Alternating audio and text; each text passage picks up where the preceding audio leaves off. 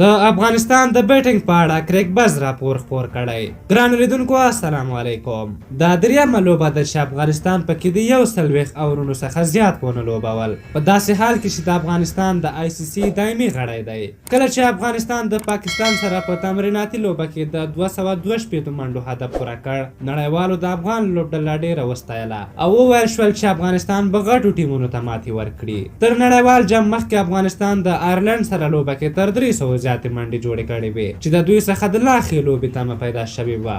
کریک بز لیکلي چې د حضرت الله زازي د اوږدو شاټونو مینوال ډېر زیات دي، خو دا شاټونه په هره لوبه کې نه وي، ژر اوټ کیږي. باید لوبغاړي په حوصله لوبه وکړي ځکه دا لوبې 50 اوریزه دي. حشمت الله په وکټ ډېر پاتې کیږي چې د نیوزیلند سره په لوبه کې 50 منډې جوړې کړې. که چیرته د دوی لوبې ته وکتل شي، حشمت الله په پیل کې په 24 توپونو کې یوازې یوه منډه جوړه کړې وه. په دې سره په دوی فشار نور هم زیات شه. دا سمه ده چې په یو ورځنۍ لوبه کې باید له حوصلې کار واخیستل شي، مګر لوبغاړي باید پارټنرشپ وکړي او یوه دوه منډې جوړې کړي. د نیوزیلند سره په سیالۍ کې افغانستان 6 رنز اوپننګ وکړ چې د تیرو لوبو په پرتله یو ښه پیل و.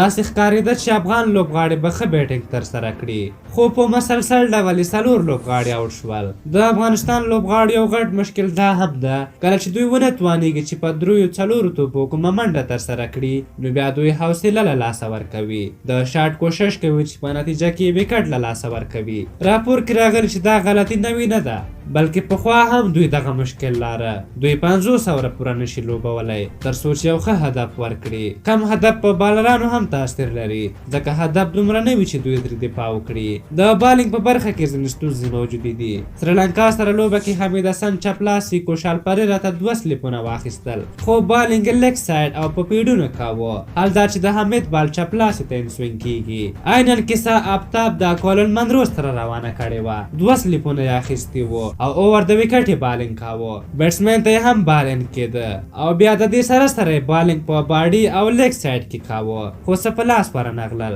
البته یو کمنټیټر آفتاب هم د بالینګ په کتو وایي چې دا یې په کمې تجربې دلالت کوي، بل وایي په ځان باور نه لري، باید ځان ډاډه کړي او له خپلې زاویې څخه چپلاسو ته خپل لاین او لینت برابر کړي او حد اقل 2 اخیستل شوي بې فایدې سلیپرانو ته څه ناڅه چانس برابر کړي. ستاسو په نظر د افغان لوبډلې په بیټینګ او فیلډینګ کې کومې ستونزې موجودې دي؟ خپل نظر مو راته په کومنټ کې ولیکئ. که زموږ دغه ویډیو مو خوښه شوې وي ضروري لایک کړئ. دا نور ویډیوګانو لپاره چینل حتما سبسکرایب کړئ. تر بلې ویډیو مو په لویه بخښونکي خدای سپارم. د الله